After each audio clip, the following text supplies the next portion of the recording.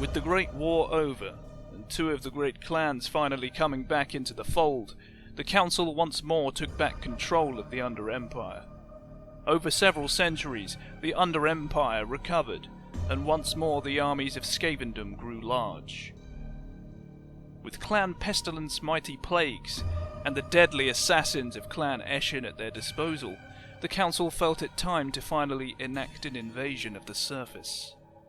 It was during the winter of 1111 IC that the Council finally put their plans into action. Using both Clan Pestilence's most lethal diseases and the adepts of Clan Eshin, a small task force of Skaven assassins infiltrated many Imperial cities and unleashed a wave of bioengineered diseases. The plagues were dispatched within several Imperial cities almost simultaneously. In order for the plagues to spread quickly, almost every instance went unnoticed, and did not leave enough time for the Imperial government to order an immediate quarantine. Such cities that were infected included the provincial capitals of Newlyn, Altdorf and Talabheim, where the city's immense trade routes and highways helped to spread the plagues to neighbouring villages and towns that were not targeted by the Skaven. Those towns that caught news of the plagues began to close their gates to everybody, citizens and refugees alike. The only major city that escaped the worst of the plagues was the Imperial city of Middenheim, where the local leaders wisely began their own quarantine efforts, closing viaducts and trade routes from the outside world. Whole villages were lost, and the numbers of the dead began to outnumber those of the living as the Empire died its slow death. So much misery and death were brought upon the populace that many began to lose hope, and bands of flagellants were a common sight roaming around the few towns and villages that were still left in the Empire. It was finally, at the start of spring, when the new plague began to subside. People once more began to regain a bit of hope, and felt that the worst was over. But they didn't know the true nightmare that was coming to destroy them all, as the great Skaven wars were soon to bring the Empire to its knees. As if this was a sign to attack, thousands upon thousands of the verminous host of the Skaven began to emerge all around the extremely weakened Empire. In a matter of time, the whole countryside fell into the hands of the Under Empire, as the Imperial armies were far too few and weakened to form an effective resistance. Whole armies were outnumbered, surrounded, and annihilated, with the corpses of the slain being eaten up, and crops and livestock plundered by the Skaven armies. Even the fortified towns with stout walls were being assailed by the hordes, as even these formidable defences were destroyed with relative ease by Skaven war machines. The Imperials were helpless against this sudden onslaught, and only the bastion cities of Newlyn, Averheim and Altdorf managed to hold out against this assault, while the north was beginning to buckle under the still rampant plagues. By 1115, the incompetent Emperor Boris Goldfather was killed by assassins sent by Clan Eshin operatives. Having done nothing during the Black Plague, the hated Emperor simply hid himself within his manor, and had party after party while his people suffered during this dire time. His death was little remembered and little mourned. Along with his death, the armies of the Under Empire continued their tyrannical grip on the outskirts of the city, with starvation beginning to take its toll upon the city's defenders.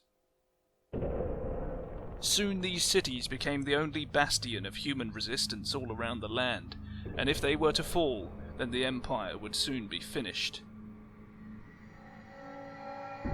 Several years later, slaving operations were being implemented as the Horde systemically rounded up those humans still surviving outside the city's walls. Those humans that were captured were hauled in long columns of carriages to be brought to the slave pits of the former towns of Ubersreich and Pfildorf in the province of Wissenland.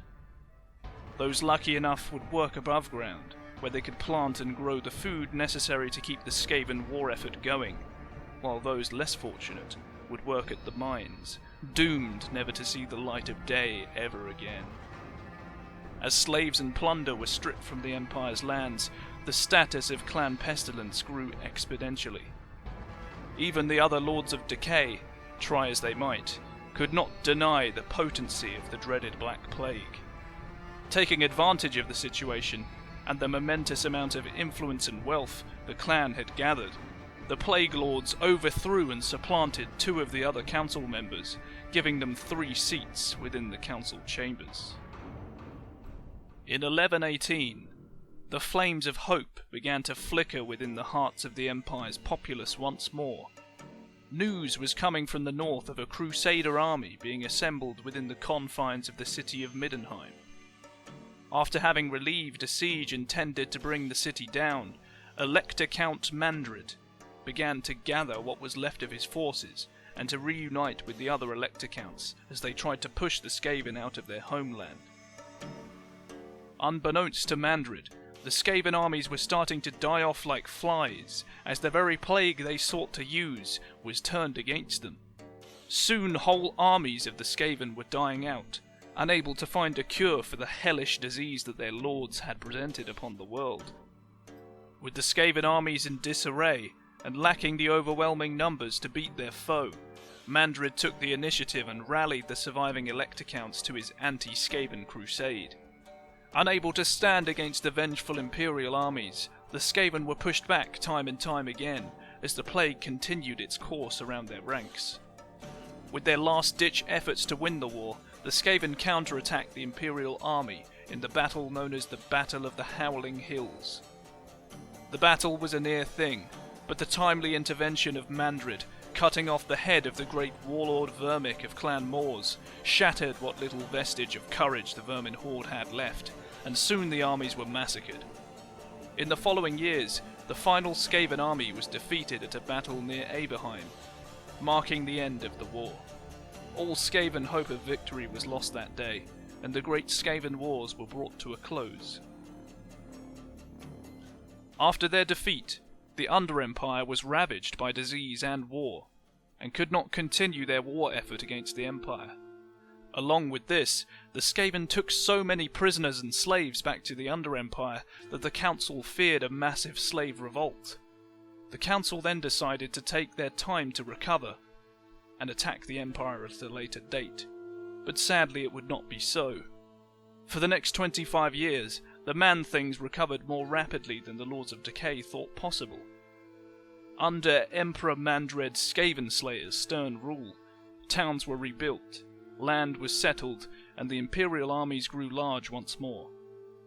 Even worse, Mandred ordered a constant guard against any more Ratmen interventions among the Imperial cities of the Empire, and was a founder of an organization known as the Sewer Watch, meant to halt any more Skaven incursions into the sewer networks.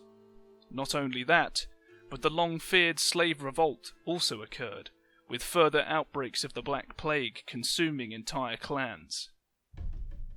Due to their nature, the council members began to point the finger of blame at each other, rather than take the responsibility themselves. This division eventually split the council between 3 Plague Lords and the other council members, as each side spat accusation and blame at the other side for the loss of the war. Those clans who were ridden with disease also demanded compensation for the plague that ravaged much of their strongholds. This instability eventually forced the council to halt any other operations within the Empire, except for one last act of vengeance. In their pride, the council sent a single Skaven assassin to the bedroom of the Emperor Mandred, and slew him in his sleep. The Emperor's passing was greatly mourned by his people.